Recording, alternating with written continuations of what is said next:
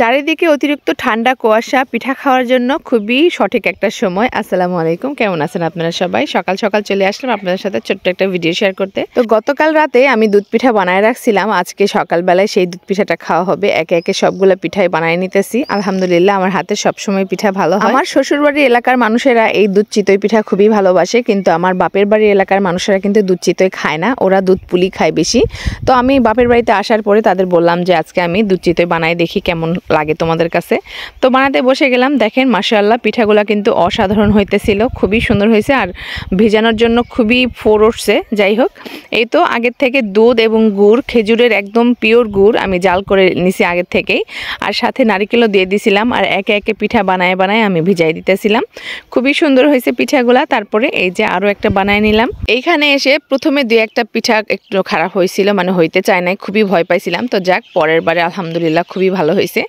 আর পিঠাটা বানানোর আগে আমি একটু চালের গুঁড়াটা একটু ব্লেন্ডারে ঘুরিয়ে নিই, তাহলে অনেক বেশি ফোলে। আর দেখেন কত সুন্দর ফুলছে আর ফোর উঠছে।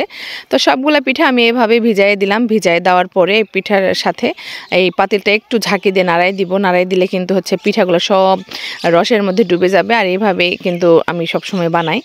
তো পিঠা আগে অনেকগুলো দেওয়া হয়ে গেছে, শেষ কয়টা আপনাদের দেখালাম। তো যখন আমি পিঠা বানাচ্ছিলাম তখন প্রায় 10টা বাজে। এই সময় পিঠাগুলো বানায় একে ভালো করে ঝাঁকি টাকি দিয়ে ঢাকনা দিয়ে ঢেকে রেখে দেবো একদম সকাল হওয়া পর্যন্ত। সকালবেলা পিঠা সবাই মিলে খাবে।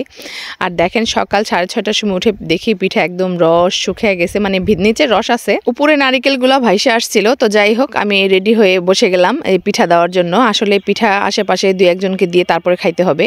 আর দেখেন পিঠাগুলো কিন্তু ভাঙেনি, খুবই রসে টইটুম্বুর হয়ে গেছে, এত সফট এত নরম হয়েছিল পিঠা কি বলবো। তো আমি আর ভেঙে দেখানোর সময় পাইলাম না, কারণ আশেপাশে 2-1জনকে দিয়ে তারপরে হচ্ছে আমরাও খেয়ে নিব। তো আস্তে আস্তে আমি বাড়ি দিতেছিলাম, কারণ সবাই তো আর পিঠা উঠাইতে পারে না, উঠাইতে গেলে আর যদি ভেঙে ফেলে, কারণ ওদের এই পিঠাটা খাই অভ্যাস নাই।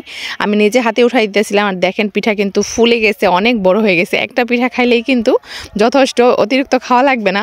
আর এটার যে ঝোল, নারিকেল আর এই যে পিওর খেজুরের গুড় দাওয়াতে এত টেস্ট হয়েছে, এত মজা হয়েছে। আমার এক পরিচিত খালা আসছে আমাদের বাড়িতে, আমার মা আবার পিঠা তাকে খাইতে দিছিল। তো সেই খালাম্মা পিঠাটা খেয়ে আমার তো ডাইকা কইতেছে যে মা, তুমি এই পিঠাটা কেমনে বানাইছো, এত স্বাদের পিঠা তো আগে কখনো খাইনি।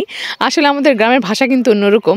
তো যাই হোক, তো খালাম্মার এই খুশিটা দেখে আমি এত ভালো লাগছে, কারণ আমি এই পিঠা কিন্তু প্রায় রেগুলারই খাই, আমার গ্রামের মানুষজন আসলে খায় নাই কখনো। তো এই প্রথমবার আমি বাড়িতে এসে বানাইছিলাম।